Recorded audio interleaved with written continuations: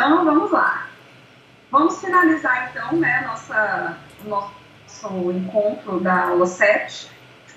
Nós falamos, então, da persuasão racional do juiz. E vou falar para vocês, então, do princípio da motivação das decisões judiciais. Gente, artigo 93, inciso 9 da Constituição Federal. Esse é um princípio, né, de ordem também constitucional, além de também ter a previsão no nosso Código de Processo Civil. E ele diz o seguinte, né, que todos os julgamentos dos órgãos do Poder Judiciário serão públicos, a lei do princípio da publicidade, que a gente já vai falar também agora no nosso segundo horário, e fundamentadas todas as decisões, ou seja, o juiz ele tem que falar o porquê, o motivo, anotem aí, é o motivo da decisão. Se o juiz não fundamentar, o que acontece, professora? Essa decisão ela é nula, podendo ainda a lei limitar a presença em determinados atos, as próprias partes e seus advogados, somente a estes, em casos nos quais a preservação do direito à intimidade do interessado no sigilo não prejudica o interesse público. Gente, essa daqui é uma previsão constitucional, tanto da publicidade e da publicidade dessa fundamentação, que são os motivos da decisão. Essa outra parte do inciso 9, artigo 93, ele está aqui falando sobre uma situação que é o sigilo processual. O sigilo do processo ele pode acontecer, tá bom? Olha aqui, quais são as situações que pode acontecer? Preservação do direito à intimidade do interessado no sigilo. Ah, mas essa preservação ao interesse, né, ao direito à intimidade, não vai prejudicar o interesse público? Não, professor. Então, é possível que algumas decisões judiciais não sejam públicas, ok? Só para nós entendermos.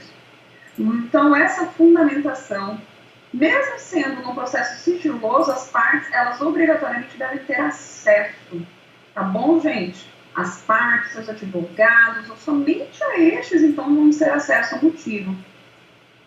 Não está, então, subordinado a prejuízo. Eu tenho aqui uma cláusula pétrea, tá? Que é o dispositivo constitucional imutável, que significa cláusula pétrea. Nenhuma hipótese, num Estado democrático de direito, eu posso admitir uma decisão sem motivo, uma decisão sem fundamentação, viu, pessoal? Vou repetir para vocês. Quando eu falo de cláusula pétrea, significa que é uma cláusula que está lá na Constituição Federal da República e que ela não pode sair. Mesmo se nós tivermos aí, vamos dizer, lá no Congresso Nacional, eles querem votar, vamos tirar a necessidade de fundamentação da decisão judicial, isso não pode acontecer, tudo bem? Isso não pode acontecer, é um dispositivo constitucional imutável, o princípio da motivação das decisões é um princípio que resguarda todo e qualquer cidadão de saber o porquê que ele está levando aquela decisão contra ele, ou até mesmo a seu favor.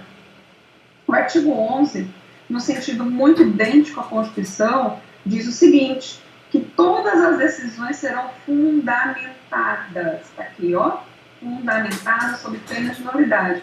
Percebam vocês que aqui nós tivemos uma cópia, né, exatamente dessa partezinha aqui, ó, da Constituição Federal, que eu tenho, então, a necessidade de fundamentar todas as decisões. O juiz não pode me dar uma decisão sem falar o motivo dessa decisão.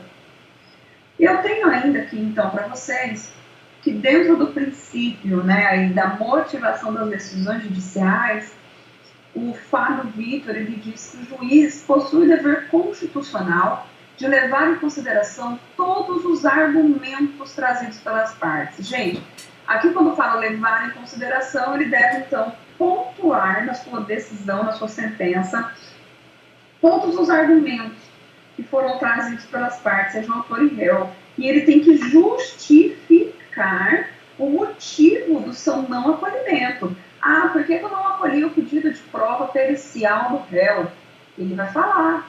Ah, por que eu não acolhi o pedido do autor? Ele tem que falar. Ele tem que justificar por que não acolheu aquela tese.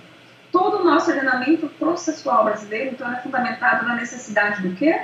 Motivação das decisões judiciais.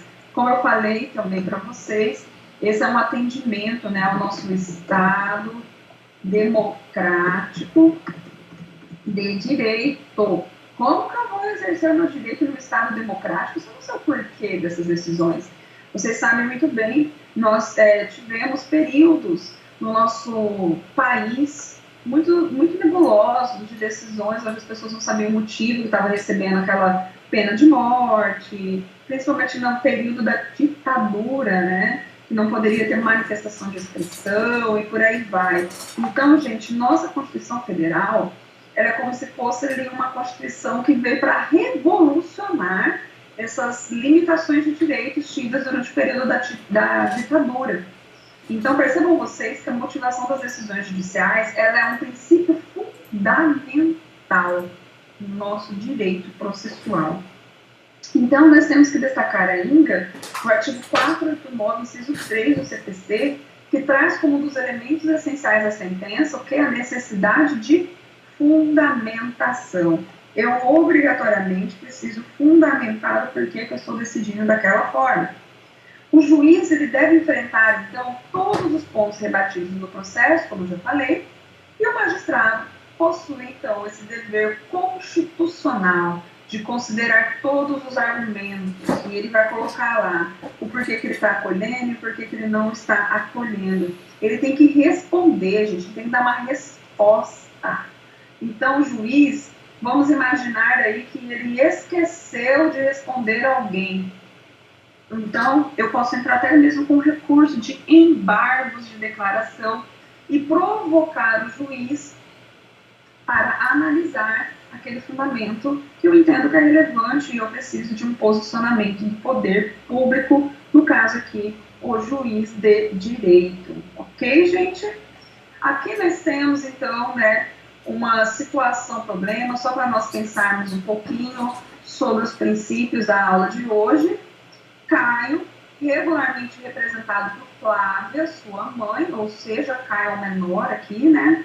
Ele propôs ação de investigação de paternidade em face de Marcos. Foi produzida a prova pericial, ou seja, um DNA, tendo sido apurada a paternidade. O juiz ordenou a manifestação das partes quanto à conclusão do laudo. Nessa oportunidade, Marcos requereu o oitivo de testemunhas para provar que o filho não era seu. O juiz indeferiu a produção da referida prova, alegando que a prova do fato constitutivo do direito do autor, ou seja, né, gente, o que é essa prova do fato constitutivo? Quando eu entro num processo, eu preciso provar os fatos que eu estou falando, os fatos que constituíram o meu direito, tá bom? Aqui eu coloco para vocês o que é esse fato constitutivo, é a prova necessária para comprovar as minhas alegações. Já estava produzida por meio de uma irrefutável prova pericial, e ele sentenciou dando ganho de causa para Caio. Pergunto para vocês, essa atitude está correta do juiz? Ele era obrigado a produzir a prova requerida por Marcos? Vocês acham que nesta situação, e até em outros casos, onde nós já temos todas as provas residentes no processo, vem a outra parte que é produzir mais prova ainda mais nessa situação, que é uma prova pericial, é um exame de DNA, que não tem muita dúvida ali, a testemunha não vai conseguir desconstituir essa prova pericial. Vocês entendem que nessa circunstância o juiz está certo ou está errado? Vamos pensar juntos. Ele tem direito a contraditória e ampla defesa, mesmo nesse fato, nesse caso, ou por ser irrefutável ele não pode fazer nenhuma alegação? Ele pode fazer alegações, mas perceba você que eu já tenho uma prova que é muito mais contundente que uma prova oral. Então fica uma situação um pouco delicada e a gente vai responder com base num dos princípios. Olha só, gente, princípio da livre investigação das provas e persuasão racional do juiz. Então, o que vai acontecer aqui, gente? O juiz, ele pode, com base neste princípio da livre investigação das provas, indeferir provas que são desnecessárias. Imagina você, por que será que Marcos está querendo produzir prova testemunhal? Porque ele quer fugir da paternidade. Mas ali a gente tem uma circunstância que é muito concreta. A criança, eu já consigo provar que é filho, com base no exame pericial, que é uma prova muito mais robusta.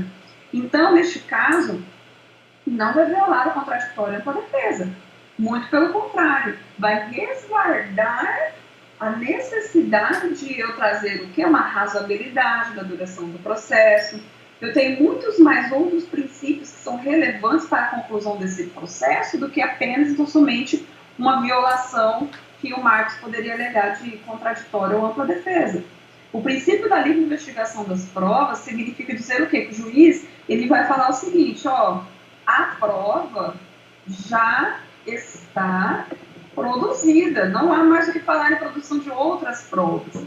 E a persuasão racional do juiz, que é justamente o quê? Os fundamentos técnicos da decisão. Ele vai embasar o indeferimento dessa prova, alegando que já tem as provas produzidas, e ele então vai indeferir essa diligência, que pode ser aí de caráter até protelatório. O que significa protelatório? É que a parte quer o quê? Postergar. Ela quer atrasar o andamento do processo. Percebam, gente, eu já dei uma aula sobre isso para vocês, quando eu falo um pouquinho sobre os princípios, né? E é uma dica para a vida. Nenhum princípio, nós não temos uma hierarquia entre os princípios. Qual é o princípio mais importante, o menos importante? São situações de casos concretos que vão nos ajudar a entender quando que o princípio vai se sobrepor ao outro. Nessa situação que eu dei da situação problema, do exame de DNA, o que acontece? Eu tenho vários outros princípios que norteiam o juiz para, então, nessa situação, flexibilizar aí a continuidade de um contraditório. É lógico, o Marcos pode ter a ampla defesa que vai ser o recurso, né? Ele vai recorrer dessa decisão, ele não concordou. É possível, e o Estado Democrático de Direito admite isso para ele, autoriza, nós temos o CPC que autoriza. Então, percebam vocês que essa é uma situação bem específica, tá bom?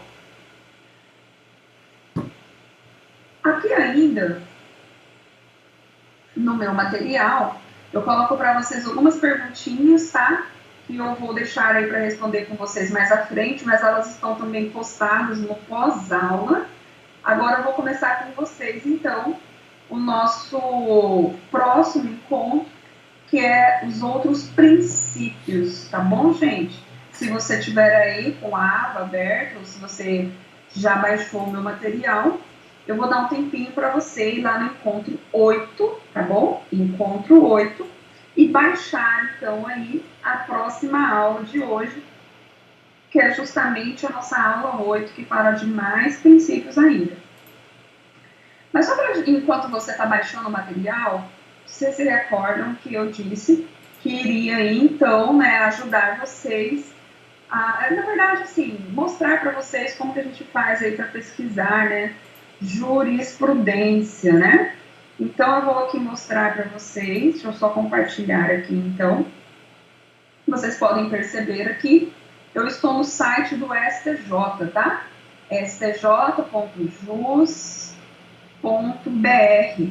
Aqui bem na parte de início do site do STJ, você vai ver aqui, ó, jurisprudência do STJ. Qual foi o termo mesmo que nós falamos? Contraditório e ampla defesa. Aqui, gente, você vai fazer, então, o quê? Pesquisa livre, tá? Deixa eu levantar aqui. Aí, se você tiver, por exemplo, o número de um processo, você pode colocar aqui.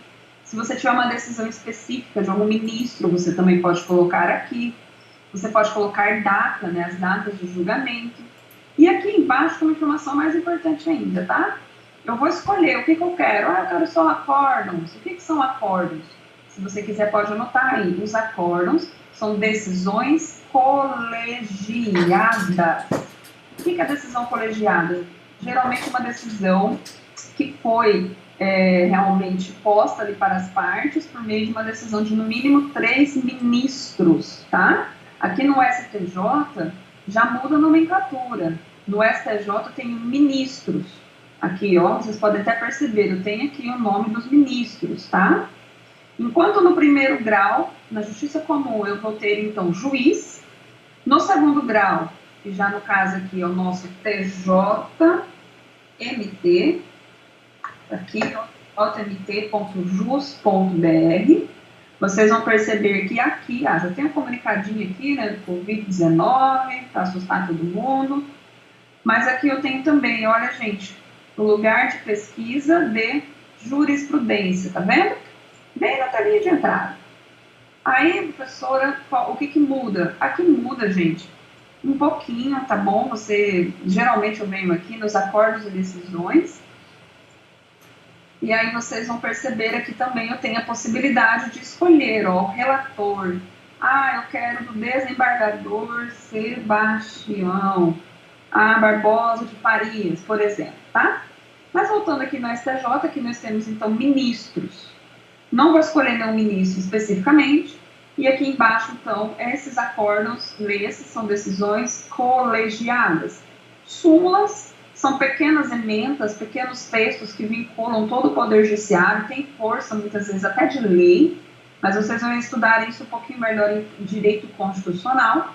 Decisões monocráticas. O que é decisão monocrática, professor? É decisão que apenas apenas um ministro decidiu.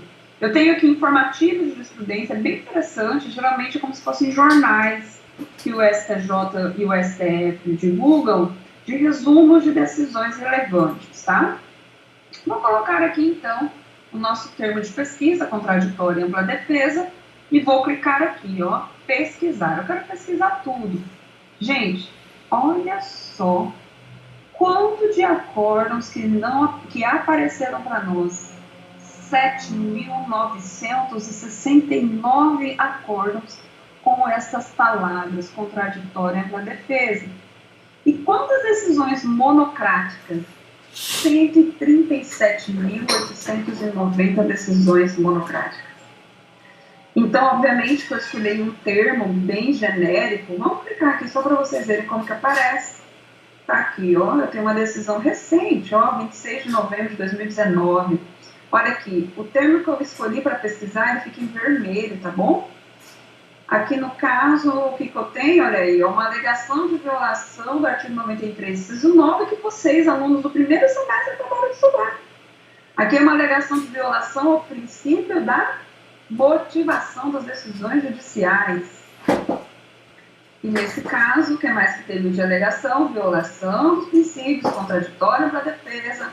Olha outro princípio que nós estudamos hoje, devido processo legal, os limites da coisa julgada, a gente não estudou, mas é os limites, né, daquilo que está na decisão. E aqui nós temos, então, o quê? Que essa parte, né, infelizmente, não ganhou o que ela queria, não, tá, gente? Agravo não provido. Quando aparece agravo não provido, é porque a parte entrou com esse recurso lá para o STJ, não teve muito sucesso, tá bom? Mas só para vocês verem, alguma duvidazinha aí sobre pesquisa de jurisprudência? Eu podia até passar, né, uma atividadezinha para vocês pesquisarem jurisprudência. Boa ideia, deixa eu anotar essa ideia aqui, ó. Pesquisar jurisprudência, porque vocês não vão poder alegar que não sabem, porque eu ensinei para vocês, certo, gente? CP para os antigos. Vamos continuar então, né? Princípio da publicidade.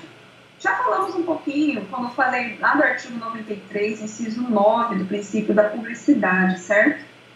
Deixa eu só sair aqui, né, da internet, senão vocês vão continuar aí. Professora? Oi. A senhora disse encontro 8? Isso, aula 8.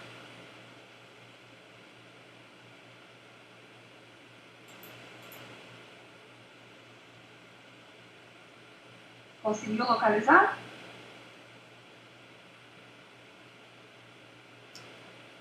aqui é encontro, né? Aqui pra gente tá escrito Isso. encontro. Para vocês aparece encontro. Ah, tá. Pré-aula ou aula? Ou pós? Momento aula. O pré-aula é para vocês lerem antes da Tá, aula. ok. Aula 8. Mas pode ler depois também, não tem problema não. Tá, tudo bem. É um material em PDF, que sempre fica no pré-aula, e no momento aula sempre fica o material em PowerPoint. Ok, Beleza. obrigado. Tá ok? Ok. Beleza, então, gente. Vamos aqui conversar sobre o princípio da publicidade, assim como o princípio da oralidade, na minha visão, dos princípios mais fáceis que tem para nós estudarmos, né? Então, quero falar aqui para vocês que dentro do princípio da publicidade, o que nós temos aqui? Artigo 93, inciso 9 da Constituição Federal, todos os julgamentos dos órgãos do Poder Judiciário serão públicos. Gente, esse é um princípio que é uma regra. Uma regra do nosso ordenamento jurídico brasileiro.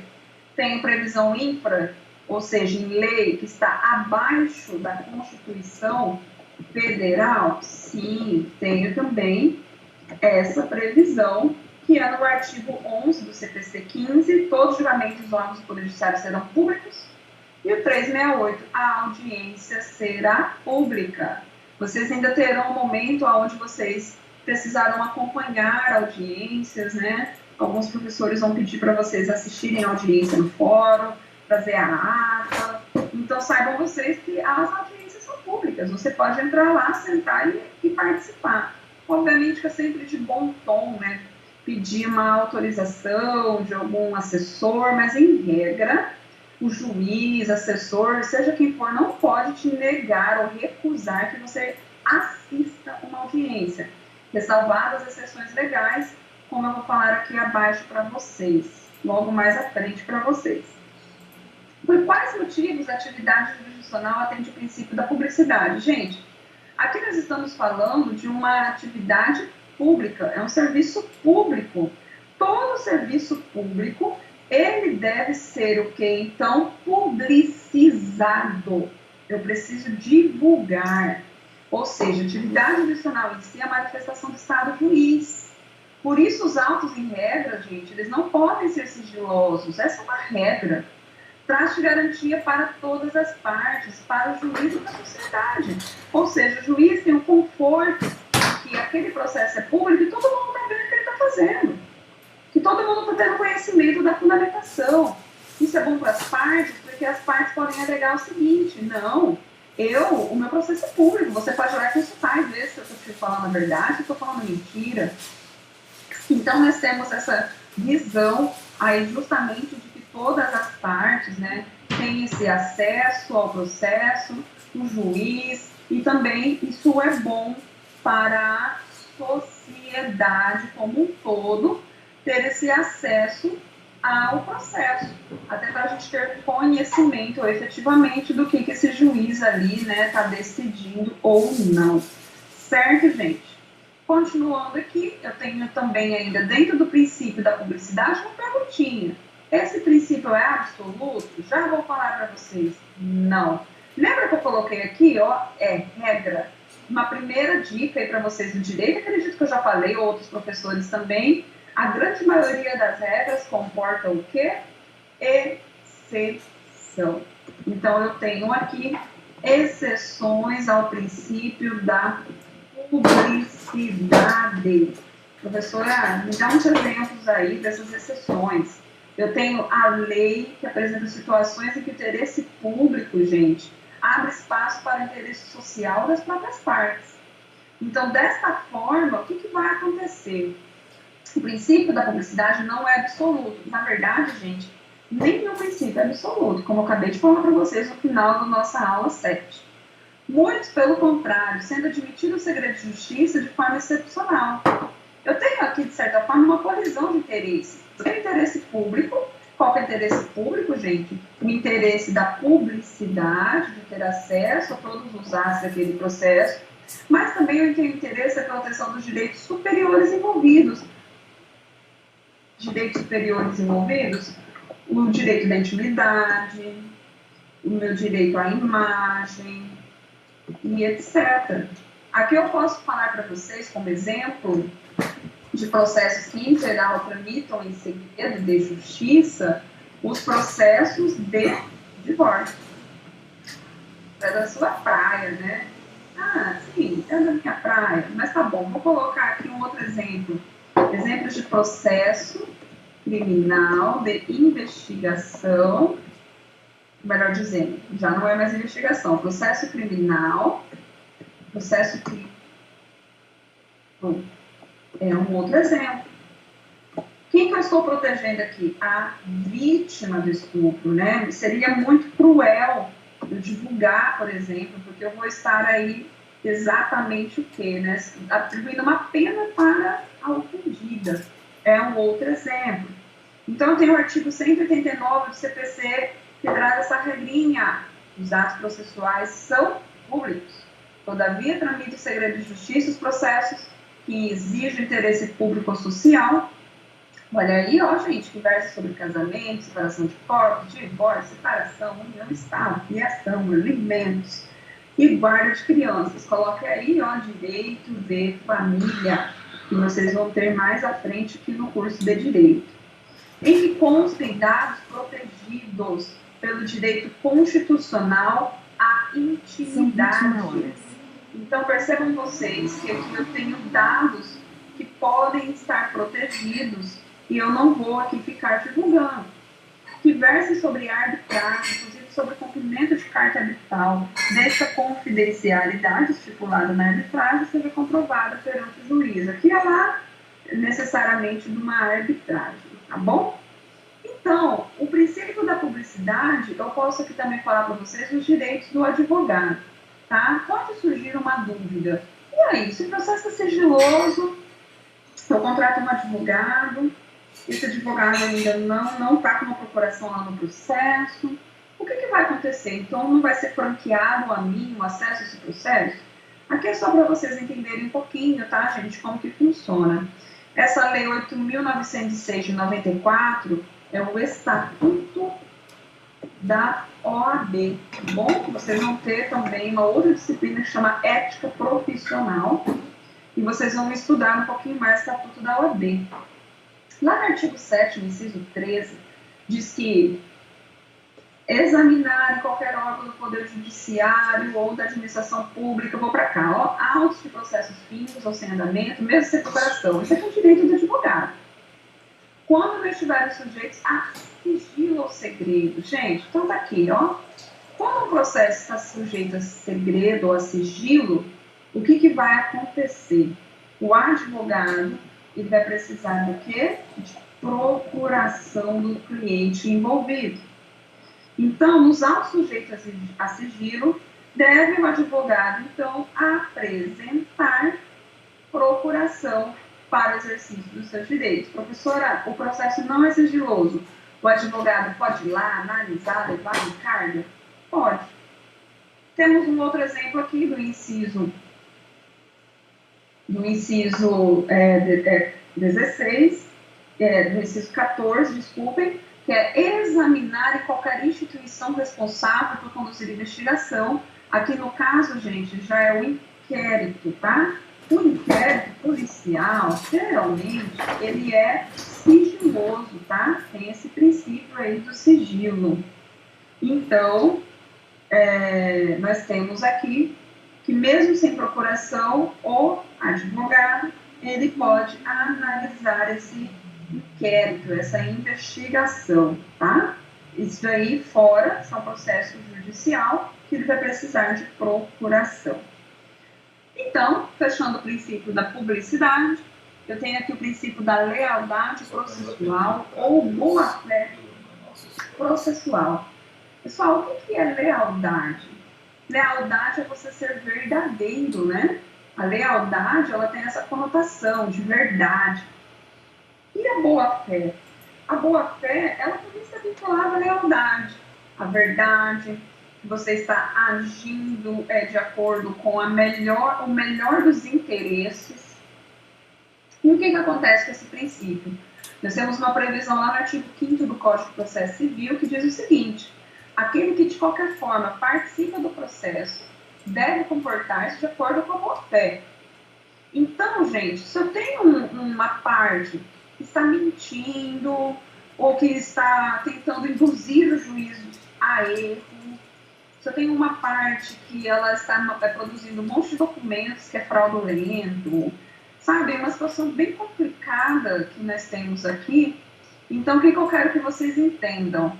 Esses atos de maldade, esses atos mentirosos, esses atos aí que tentam induzir o juiz a erro, vamos colocar assim, ó, induzir o respeitável juízo a erro, ou seja, o juiz olha para aquela alegação, acha que é verdade e decide daquele jeito, mas nem a outra parte mostra que aquilo tudo era mentira, ele estava inventando falácias, um monte de coisas, sem provas ainda, inclusive.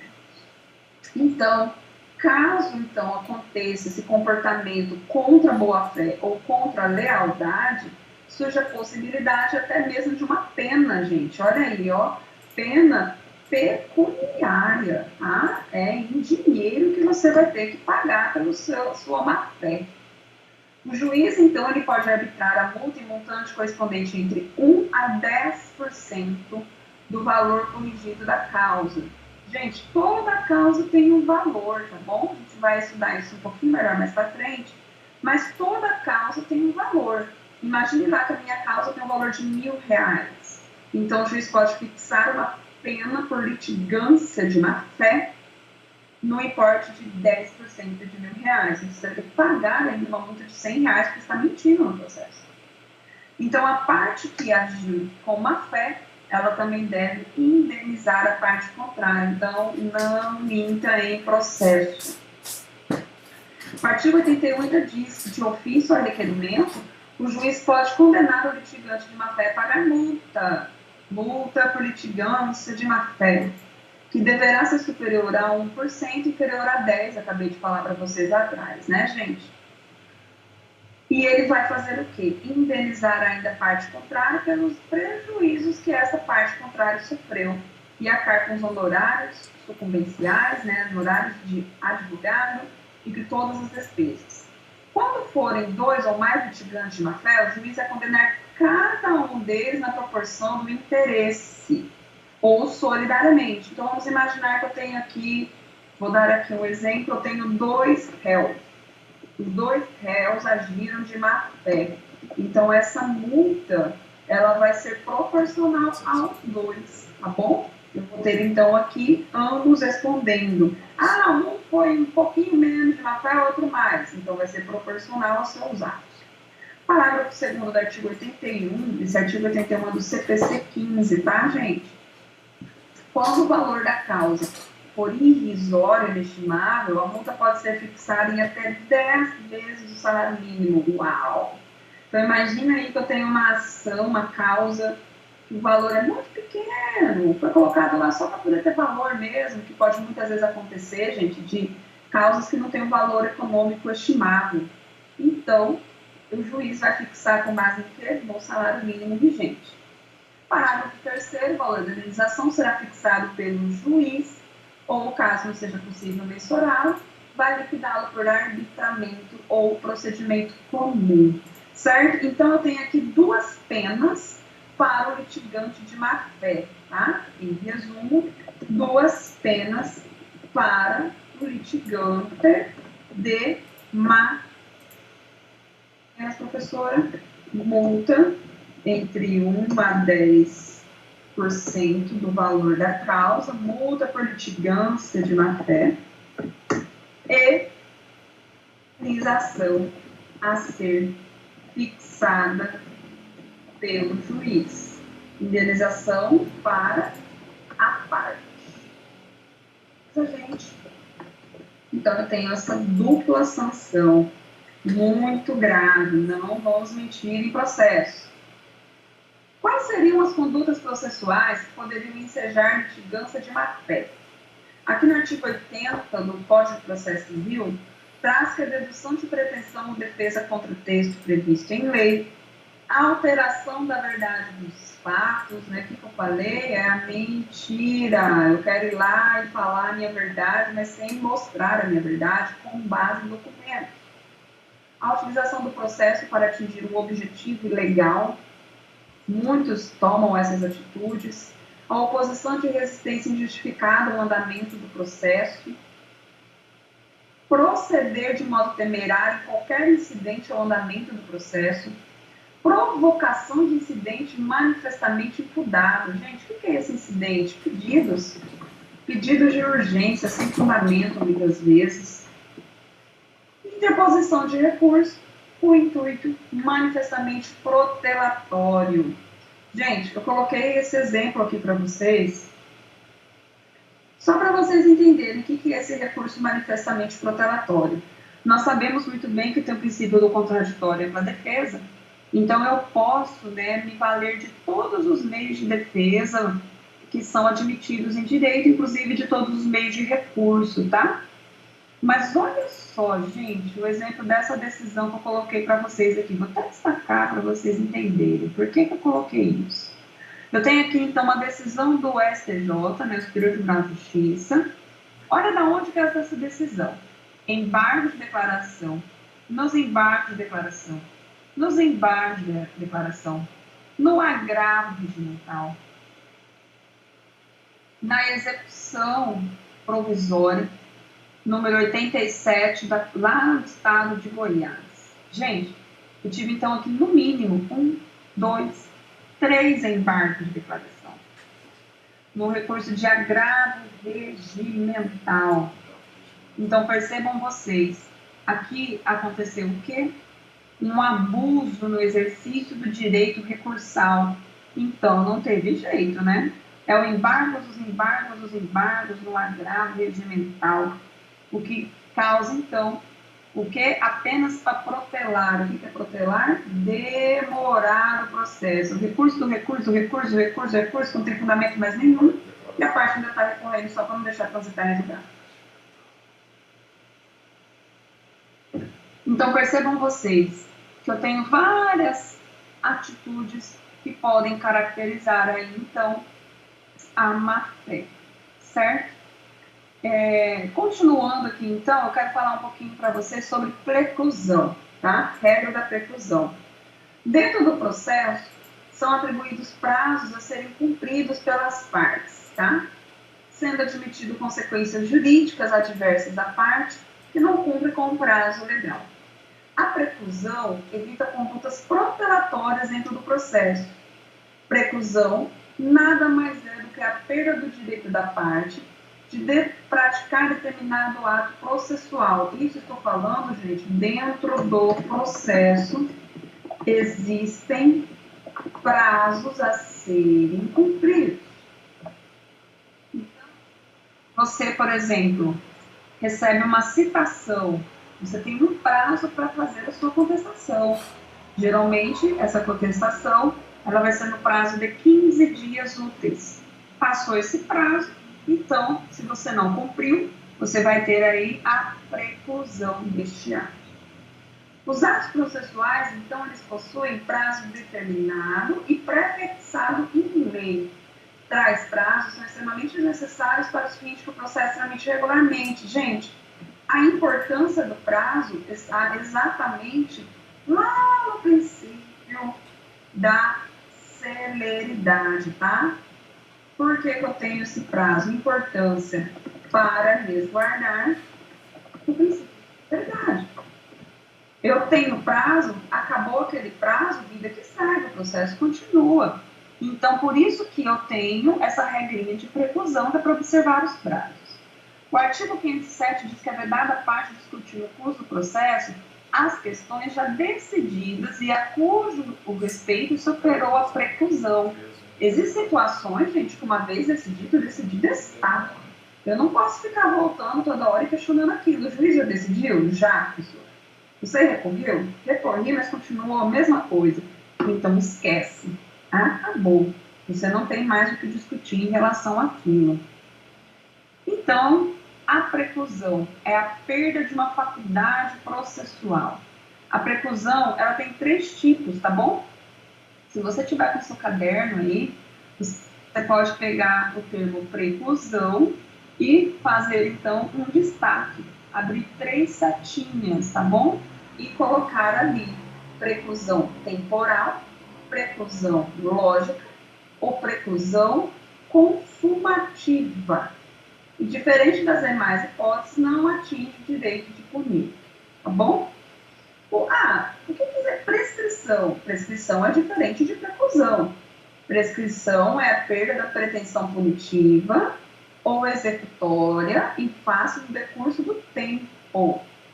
Aqui, gente, não é uma faculdade processual. Aqui eu estou perdendo a minha pretensão.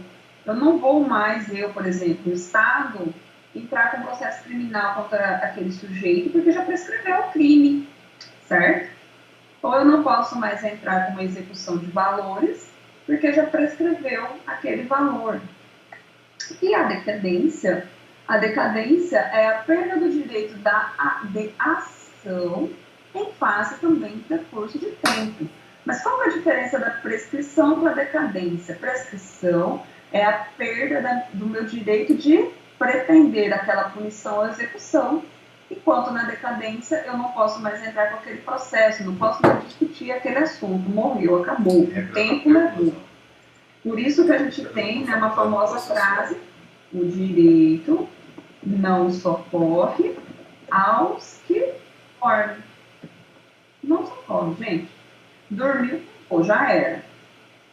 Quais são as espécies de preclusão? Voltando a falar então das regrinhas de preclusão, eu tenho a nulidade de qualquer ato deve ser alegada, então, na primeira oportunidade couber a parte se manifestar sobre ele. Então, vamos imaginar que aconteceu dentro do processo um ato nulo. Ela deve, então, alegar esse ato nulo na primeira oportunidade que ela falar sobre ele. Temos 3 espécies de preclusão. Cadê a setinha? Então, vamos lá colocar o conceito. Eu tenho a preclusão, temporal, é decorrente da parte não cumprir o ato dentro do processo. A essa preclusão, falamos o seguinte, que é que ele perdeu a tempestividade. Toda vez que você ouvir falar sobre tempestividade, você associa T de temporal. Ele perdeu o tempo de praticar aquele ato. Ele não pode mais praticar aquele ato. Consumativa. Por que não pode? Voltando na temporal, gente. Porque ele não pode praticar o ato, ele está fora do prazo. Professora, mas eu não posso juntar mesmo assim, dar uma de teimoso? Até pode, mas o juiz não vai nem olhar aquele ato, porque ele está fora do prazo, preclusão temporal. Eu tenho outros 2 tipos ainda de preclusão, que é a consumativa, aquela decorrente da própria prática do ato, gerando assim impossibilidade de praticar o ato novamente. Vou dar um exemplo para vocês.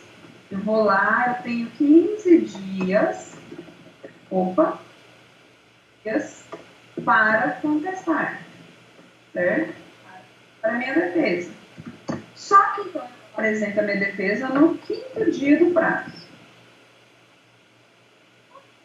E foi lá para o 6º dia, 7º, 8º, eu já cumpri. Só que eu quero inovar, eu esqueci de uma coisa, eu quero apresentar minha contestação de novo no 10º dia do prazo. Posso? Não posso. Já pratiquei aquele ato. Não há mais o que se falar de contestação, preclusão consumativa. Eu já pratiquei o ato praticado está. Não posso praticá-lo mais novamente. Certo?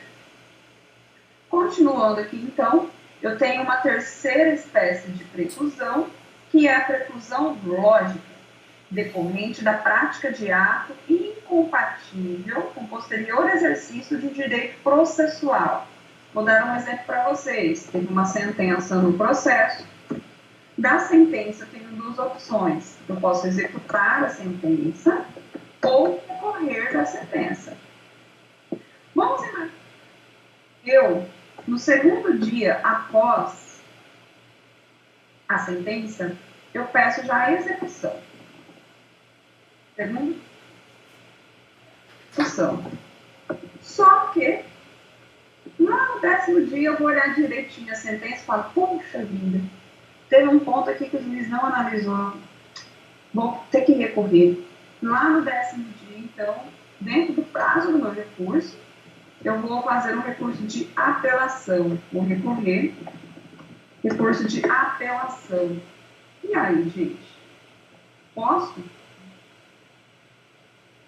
Pratiquei um ato que é incompatível com o meu direito de recorrer. Eu pedi para executar, agora então eu vou ter que arcar com isso. Não posso mais recorrer. É um ato incompatível, não é lógico. Eu estou pedindo para executar para poder cumprir aquela sentença, agora estou pedindo para recorrer. Não tem muito sentido essa relação, certo? Passando então para outro princípio, deixa eu só beber um golinho d'água e se vocês tiverem dúvidas, pode me fazer, pode me perguntar.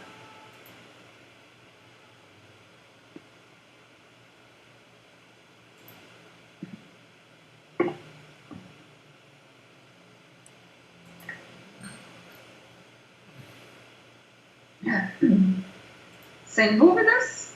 Então, vamos continuar, né? Onde não há dúvidas, há certezas.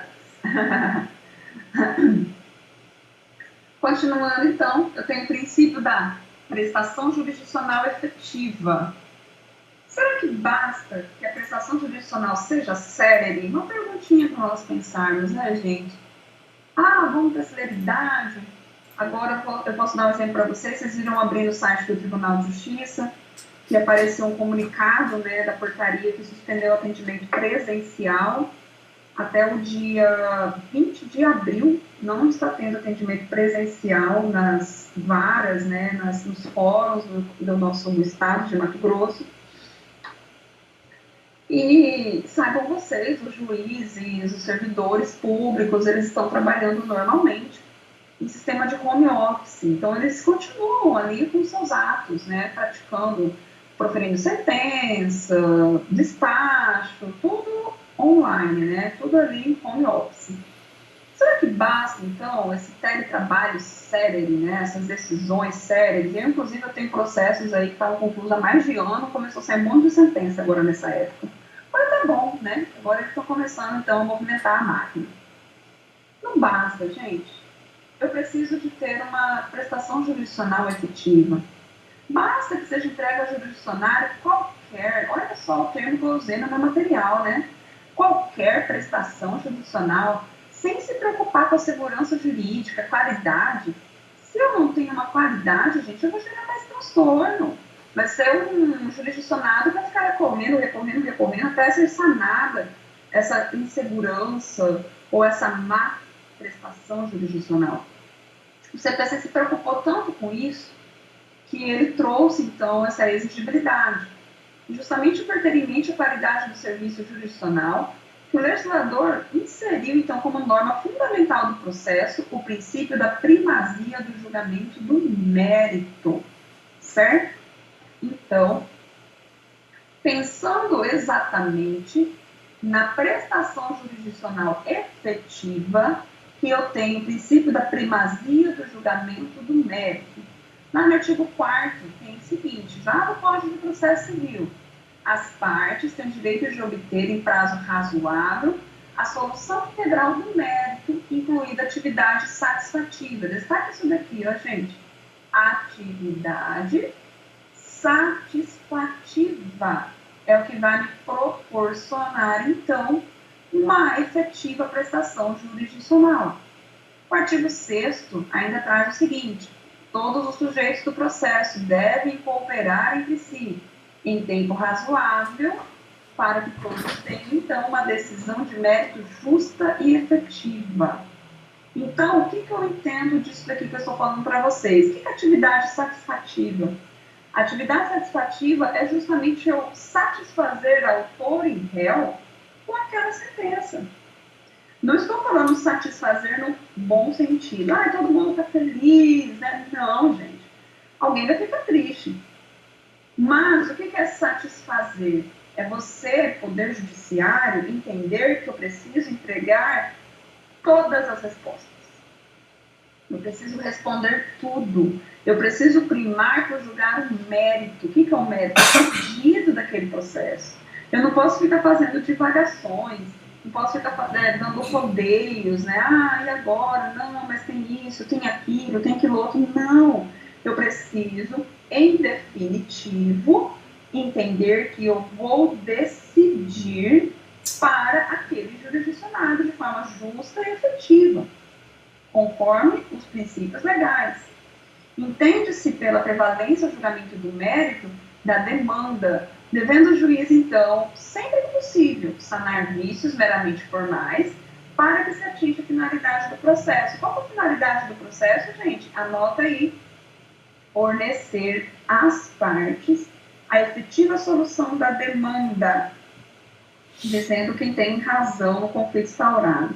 Então, quando eu falo que as partes elas devem ter o resultado, significa dizer que o juiz ele também tem que proporcionar às partes possibilidades de poder corrigir alguns defeitinhos, de poder sanar alguns vícios.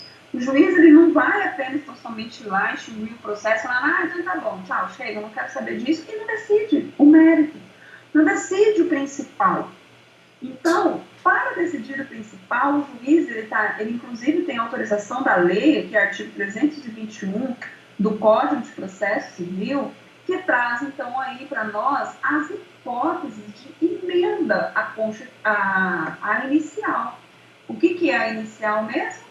É a minha petição inicial. É justamente ali o meu pedido. Às vezes eu posso, lá na minha petição inicial, ter esquecido de alguma coisa, né? Se o juiz perceber que existem alguns defeitos ou irregularidades capazes de dificultar o julgamento do mérito, o que o juiz vai fazer? Ele vai determinar que o autor emende ou complete, indicando com precisão o que deve ser corrigido ou complementado. Então, o juiz, antes, por exemplo, de indeferir aquela petição inicial sem julgar o mérito, que é a nossa real necessidade, ele vai dar, então, o quê? Oportunidade para o autor corrigir defeitos sanados. Por exemplo, aí de emenda inicial. Às vezes o juiz pode determinar a emenda para a parte informar o endereço do réu de forma correta, informar o e-mail, esclarecer o pedido. Às vezes tem um pedido lá que está muito confuso, o juiz não consegue entender, ele pode pedir para esclarecer, pode pedir para esclarecer um fato que o autor narrou, enfim. É possível, então, que o juiz ele peça para essa emenda ser realizada. Ainda dentro do princípio da primazia do julgamento do mérito, nós temos que, em linhas gerais, esse princípio, então, ele vai perseguir aquele outro princípio que nós estudamos do acesso à justiça, que diz o que todos têm direito de ter uma resposta do poder judiciário. Todo mundo tem livre acesso, todo mundo tem acesso ao poder judiciário. Isso porque o que se garante é o acesso à justiça, mas não necessariamente que se conceda o direito, gente. É isso que eu estou falando. Se ela não tiver razão no conflito levado a julgamento, o juiz vai julgar improcedente o pedido dela. Ou seja, uma vez provocado, o Estado juiz tem o dever de fornecer para aquele sujeito, ou seja, aquele que bateu as suas portas, uma resposta. Eu preciso de uma resposta, certo? Vou colocar aqui, ó, as partes precisam de resposta definitiva para litígio. Mesmo que seja negativo. Aqui são os dizeres de Bueno, né? No sentido de que não há direito algum a ser tutelado. Então, eles têm que falar. É a primazia do julgamento do mérito. Aqui eu tenho um exemplo. Uma vez proposta a ação, tem o juiz o dever de prestar tutela jurisdicional, respondendo o pedido do demandante. Gente, eu vou dar um exemplo para vocês, tá? Isso aconteceu comigo essa semana. Lembra que eu falei para vocês, né, de situações que mesmo em home office, ou teletrabalho, trabalho móvel, o Poder Judiciário tem aí proferido diversas sentenças? Então, recebi 2 sentenças essa semana num processo que já estava concluído há mais de ano. Estava no mesmo juiz há mais de ano lá, esperando ansiosamente, né, para que o juiz decida logo, e ele decidiu. Só que aí o que aconteceu? Ele decidiu olhando apenas um pedido. Julgou o procedente, para mim foi excelente. Para o meu cliente, eu sou a advogada da parte autora. Só que faltaram, sabe o que, gente? Mais 3 pedidos. 3. Era um pedido de dano moral, um pedido de revisão contratual e um pedido de devolução dos valores indevidamente pagos. Uma relação de consumo, tá? Só para vocês entenderem. A juíza não falou nada. E aí, o que a Pitcher fez? Um embargo de declaração. Excelência, com base nesse princípio, gente. Olha só, eu uso esses princípios nas manifestações judiciais e vocês também vão usar. Princípio da primazia do julgamento. Excelência, eu preciso de resposta. Você não pode, nem que seja para interferir, mas eu quero que você diga alguma coisa disso daí. Olha aí o artigo 140, né? O juiz não se exime de decidir sobre a alegação de lacuna ou obscuridade no ordenamento jurídico. Então, eu tenho aqui, gente, para vocês, um exemplo muito claro. O juiz, ele tem que dar resposta. Professora, não tem resposta na lei. No meu exemplo, tem resposta na lei, tá, gente? Mas existem outros exemplos que não tem resposta na lei. O juiz vai falar, não, decido, negativo. Ele tem que decidir. Ele não pode ficar sem decidir, certo? Outro princípio, eu sou apaixonada nesse princípio. Princípio do duplo grau de jurisdição. O que é o duplo grau, gente? Nós vamos ter uma aula onde eu vou falar para vocês exatamente sobre a hierarquia do Poder Judiciário. Eu vou trazer para vocês todo o organograma, vou falar para vocês todas as esferas, né, toda a hierarquia do Poder Judiciário. Mas, a priori, para vocês entenderem de forma mais clara esse princípio do duplo grau de jurisdição, o que eu preciso que vocês entendam? Que o modelo nosso, brasileiro, é de que toda revisão necessariamente pode ser revisada por uma outra turma, um outro juiz, um outro julgador. Então, eu tenho aqui o duplo grau de jurisdição, é um modelo no qual garante revisibilidade das decisões judiciais, ou seja, eu posso o quê? Rever as decisões judiciais. E quem que faz a revisão, gente? Lógico que não é, às vezes, o mesmo juiz. Pode até ser o mesmo juiz, mas eu tenho outras situações que pode também ser, inclusive, outro juiz. Então, o que eu tenho aqui para vocês? Eu tenho a possibilidade de revisão ampla das decisões judiciais. Quaisquer decisões por magistrados, preferencialmente o quê? Diversos. Então, eu tenho aqui um outro juiz, um outro magistrado que vai ver, localizado ainda em nível hierárquico diverso. Ou seja, vou ter, então, aqui como se fosse um superior àquele que me deu a decisão, revisando a decisão dele. As decisões proferidas, então, pelos juízes podem ser revistas por outros magistrados. Geralmente, quem são esses outros magistrados? Eles recebem um nomezinho de desembargadores. E os desembargadores têm as suas decisões revistas pelos ministros, certo? Só para vocês entenderem aí. Mas todos são juízes, tá, gente? O ministro é um juiz, o desembargador é um juiz. Bom, o juiz é juiz mesmo, né? Juizade de primeiro grau. Então, o que nós temos aqui? Preferencialmente o nível hierárquico. Por que eu tenho o nome desembargador? Porque representa um juiz de um nível hierárquico superior. Os desembargadores estão atuando nos tribunais, tá? Tribunal de Justiça, por exemplo, e os ministros estão atuando lá no STJ e no STF. Beleza? Exemplo, tem o artigo 1009, recurso de apelação. Não gostei da sentença, a sentença foi ruim para mim. De toda a sentença, cabe o recurso de apelação. Eu vou apelar, eu vou recorrer. Vou recorrer para quem? Para o grau hierárquico superior. Eu tenho algumas exceções aqui, tá, gente? Mas vocês não precisam se preocupar necessariamente com isso. Mas eu tenho algumas ações que elas têm uma competência originária do STF, tá? Eu vou começar o processo já lá no último grau de jurisdição. Mas até mesmo no próprio STF, eu também tenho outros ministros que vão analisar caso eu não fique feliz. Pergunta, é um princípio expressamente constitucional? O que vocês acham? É um princípio expressamente constitucional o duplo grau de jurisdição? Sim, você pode responder que sim.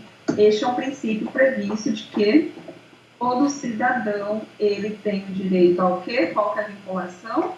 Ampla defesa. Gente, o princípio da ampla defesa ele está intrinsecamente ligado ao duplo grau de jurisdição. Todo cidadão tem o direito a recorrer, ou seja, direito de recorrer, e esse recurso, ele necessariamente tem que ser analisado por um outro juiz, um desembargador ou um ministro. Então, percebam vocês que o nosso sistema jurídico, desculpem eu usar essa expressão, ele é perfeito, porque ele pega o seu processo, que foi analisado por um juiz, e manda lá para outro. Um outro juiz, uma outra visão. Lógico que ele vai analisar tudo que já foi feito naquele processo na hora do recurso.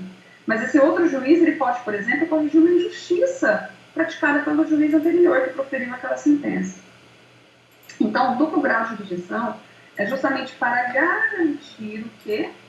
O direito à justiça. Eu vou procurar a justiça, eu, parte, que não fiquei feliz porque faltou alguma coisa nessa sentença, ou então alguma coisa que não me agradou, alguma tese que o juiz poderia ter colhido, eu tenho o direito de convencer um outro juiz, que é lá no tribunal, desembargador ou no ministro. Certo, gente?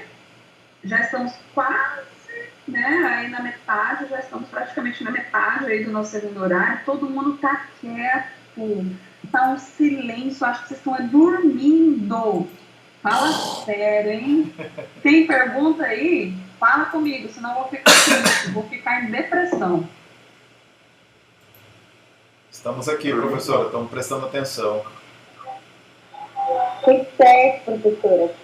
Tá tudo certo, gente? Oh, meu Deus, fala comigo, fala, professora, eu tô entendendo tudo, vou tirar 10 nas avaliações. Vai ser tudo top, né? Se eu não conseguir um 10, eu vou ter que apelar. O grau recursal da instituição é um colégio de professores, viu? E olha que eu exerço muita influência entre os meios ali, entre os professores, tá? Vou usar o princípio do duplo grau de jurisdição. Muito bem, excelente. Bom, gente, se não tem dúvidas, eu vou, acelerar. Eu sou papa-aula, eu não gosto de ficar perdendo tempo, não. Tô brincando, gente. Mas, antes de eu continuar, eu quero... Alguém pode falar, pode ser mesmo o Roger ou Ana Carla, independente, né? Pode ser qualquer um. O que vocês acharam da hora que eu mostrei para vocês ali como faz a pesquisa de jurisprudência nos sites? Eu achei interessante, até porque, assim, eu não vim desse ramo, não tinha familiaridade com nada. Então, às vezes, o que parece óbvio para uns, por mais simples que seja, para a gente é alheio. Então, eu até tive curiosidade de saber, né, aonde procurar, como procurar. Então, de verdade, para mim, foi bem interessante. Que bom, então eu posso trazer outras coisinhas assim durante a aula, fica legal, para poder dar uma clareada melhor. Com certeza, professor. Inclusive, assim, até essa linguagem é uma linguagem fácil da gente entender, porque não adianta alguém passar um monte de, às vezes, alguma aula que fica perdido, porque você não consegue acompanhar, não consegue entender. Então, se você usa uma linguagem mais formal, não aquela linguagem que, né, é o habitual de vocês, mas que a gente consegue compreender, eu tenho certeza que... Entendi. Bom, em relação à linguagem, Ana, o que que... E falo para todos, tá, gente? É a pequena Carla que está fazendo a intervenção, por isso que eu digo o nome dela. Mas direcionado a todos vocês. Eu já dei aula vários semestres para primeiro semestre, e eu sei que tudo no início é muito difícil, né? Principalmente, você faz uma... assim, tem a parte do sonho e tem a parte da prática do sonho. Vai ser bem rapidinho que eu vou falar para vocês. Quando vocês entram no curso de Direito, alguns estão na segunda graduação e estão realizando o sonho. E aqueles que estão na primeira também estão realizando o sonho de fazer uma faculdade, né, pela primeira vez. Então, tá lá, o seu sonho é no papel, né? Quero fazer faculdade de Direito. Só que tem uma outra coisa que chama-se prática, né? Que é você ir todo dia estudar aquilo. Eu confesso a vocês, eu tive uma professora de teoria geral do processo que eu não entendia nada do que ela falava. Parecia que ela falava inglês para mim, né? Muito querida, não vou falar o nome dela, ela nem está mais na docência, mas eu não entendia. E já fica a dica, eu morria de vergonha de perguntar, gente, estava no início do curso. Então eu ficava até vermelha, né? Não vou perguntar, senão meus colegas vão achar que sou burra. E eu não perguntava. Então, quando eu formei, e aí eu, né, me especializei para começar a ministrar aulas, eu pensei o seguinte, eu vou pegar as disciplinas, e acreditem vocês se quiser, eu dou hoje disciplinas que no meu período da faculdade eu achava muito difícil, e hoje eu vejo e falo, nossa, era tão fácil, por que o professor às vezes não me deu essas ideias, né, não me deu essas clareadas? Então, hoje eu entendo o TGP, lógico, entendo o tanto que eu estou ministrando aula para vocês, mas eu procuro entender a situação de vocês. Vocês estão no primeiro semestre. Desculpa a expressão, mas vocês são ainda bebezinhos, né? Vocês estão começando agora o curso. Então, eu quero sim, literalmente, pegar na mão de vocês. Eu quero que vocês entendam, que vocês compreendam, que vocês perguntem e que vocês suguem os conhecimentos dos professores, tá? Pode me sugar, pode me perguntar. Se estiver falando coisa difícil demais, vocês podem me interromper, sem problema nenhum, eu repito, eu volto, por isso que eu sempre pergunto, vocês estão entendendo? Eu estou vendo que tá todo mundo quietinho aí, às vezes não está entendendo nada. Mas muito obrigada pelo feedback, tá, gente? E eu sempre vou procurar, assim, tá? Ter essa linguagem um pouco mais acessível para vocês. Vamos continuar, então? Aqui eu tenho ainda, né, para poder finalizar o nosso encontro de hoje, o princípio do juiz natural. O que é o princípio do juiz natural? Ele consagra a norma de que só é juiz o órgão investido de jurisdição. Então, o que significa dizer isso? Eu só tenho um juiz que ele é togado, vou colocar essa expressão e já vou explicar o que significa. Togado pelo Estado. Togado, gente, vem de toga, tá? Eu acredito que alguns aqui já devem ter visto, mas a toga é como se fosse aquela capa preta que o juiz, ou os ministros, ou os desembargadores usam.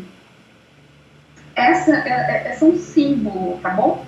Quando o juiz ele passa no concurso público, o Estado dá a ele a toga, não somente essa, né, roupinha preta que eu estou falando, mas o Estado dá a ele a possibilidade de fazer o quê? De decidir. Ele vai decidir em nome do Estado, ele vai decidir em nome do povo, vamos dizer assim, em nome do Estado, da administração pública.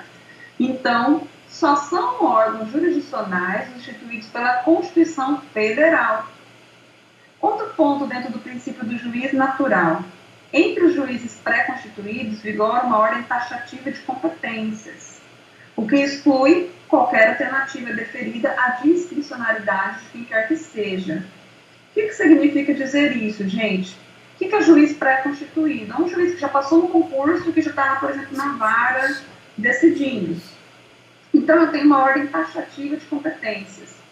Por exemplo, eu tenho o juiz do criminal, eu tenho o juiz do civil, eu tenho o juiz do direito do trabalho, eu tenho o juiz do direito eleitoral, eu tenho, enfim, várias matérias. Ou seja, eles estão ali todos, né, devidamente instituídos previamente. Então, quando eu for entrar com o processo, o que vai acontecer, gente? Eu já vou saber para qual juízo o meu processo vai, porque ele já está, o que mesmo? Pré-constituído. E já tem uma ordem taxativa. O que significa esse taxativo? Eu tenho uma ordem escrita de competência, eu já sei para onde vai. E esse princípio, então, ele visa proteger a concretude do princípio da imparcialidade. Vocês lembram o que é o princípio da imparcialidade mesmo?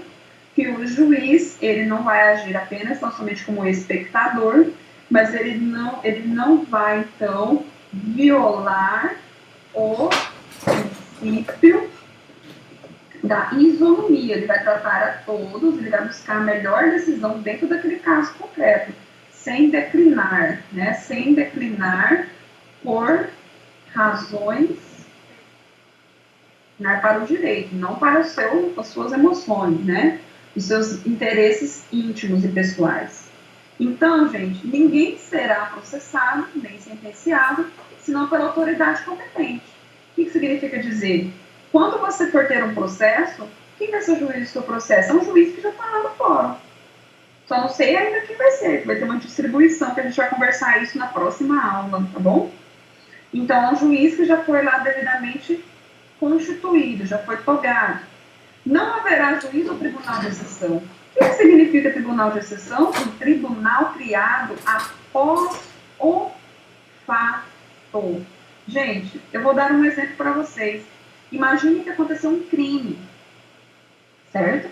Um crime, sei lá, um crime de homicídio.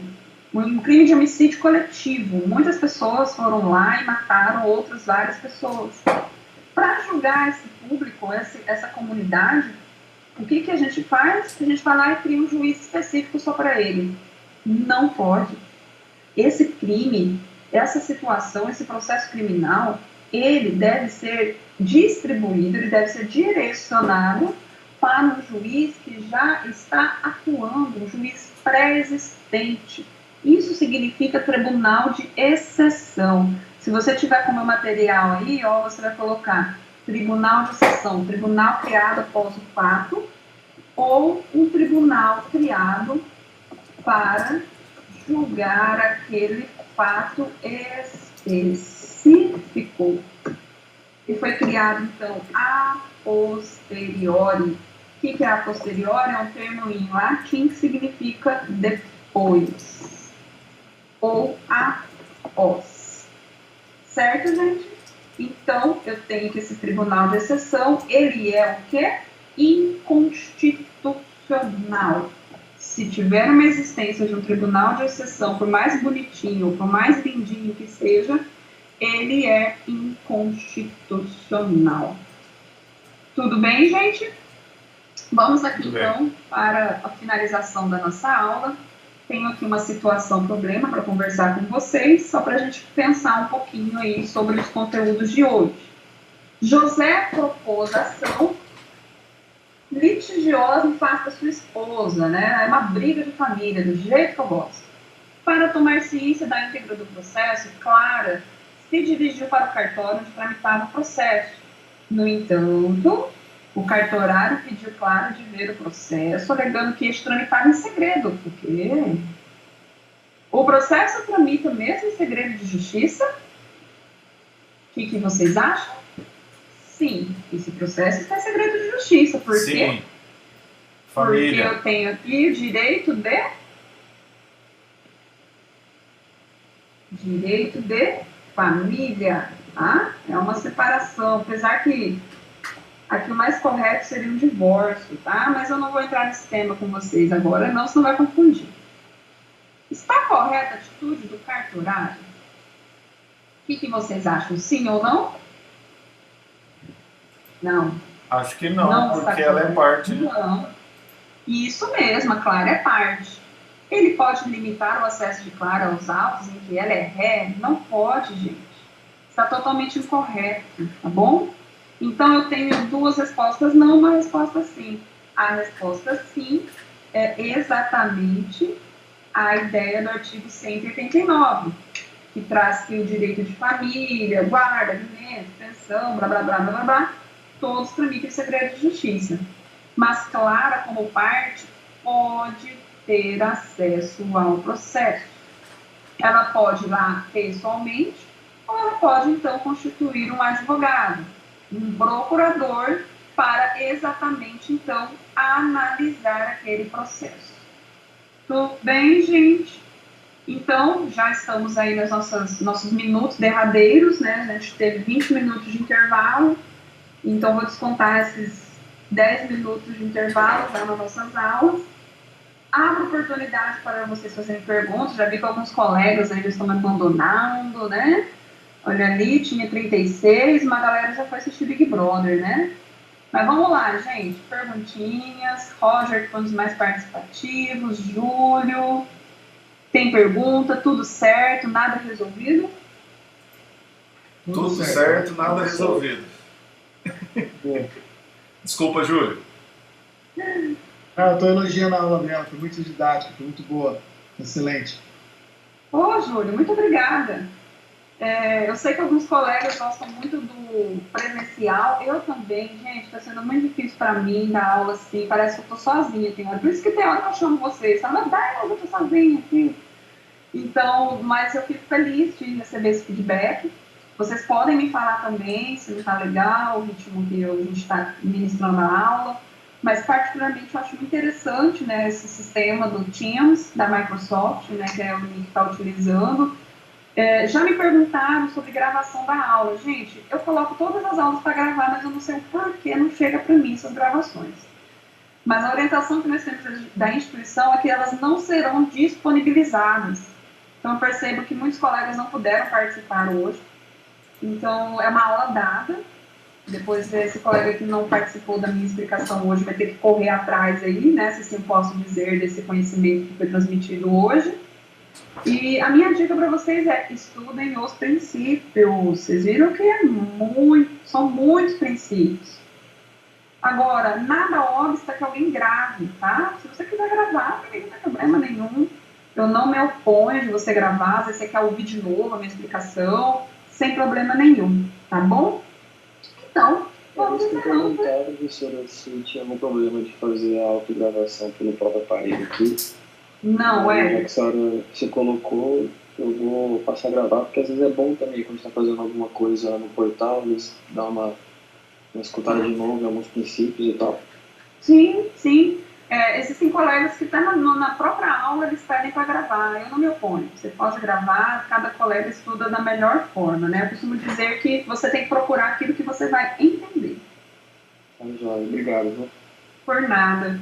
Gente, então, só para relembrar, segunda-feira já vai estar disponibilizado para vocês as atividades da parcial, valendo 2.000 pontos. Se atentem aos prazos, vai ser até o dia 11 de abril. Eu vou também estar passando, né, mais especificamente esse recadinho lá pelo AVA. Vocês vão estar recebendo um comunicado por e-mail, tudo certinho. E qualquer dúvida, vocês sabem onde me encontrar. Vai estar dentro de um dos encontros? Vai. Eu vou colocar no encontro 8. Ou no 8 ou no 9. Eu ainda vou ver lá como está meu esquema de aula. Beleza? Beleza. Beleza.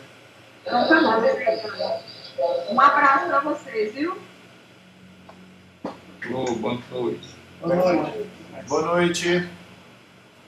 Boa noite, gente.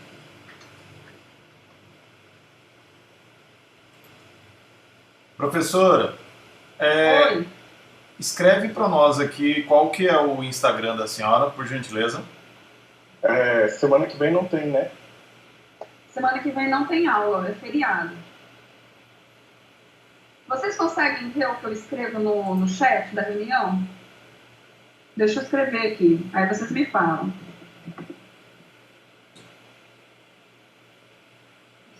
O Instagram é Mariana G. Oliveira 12. Eu tenho que falado, mas não aparece não. Eu vou escrever aqui no PowerPoint, então que aí é onde eu estou divulgando a tela. Professor, a senhora falou que tem aula também no YouTube? Tem, eu coloquei os links da aula no YouTube em cada um dos encontros. Só me engano, eu coloquei no encontro 4, 5 e 6. Ok, obrigada. Peguei já, professora. Obrigado. Já anotou? Esse aqui é o meu Instagram, Mariana de Oliveira 12. E o meu e-mail, marianag.oliveira@croton.com.br. Vou deixar aqui para vocês, se vocês quiserem podem anotar e mandar as dúvidas. Obrigado. Por nada. Então vamos nessa, né? Se tiverem mais alguma dúvida, eu estou desativando aqui, vocês podem perguntar.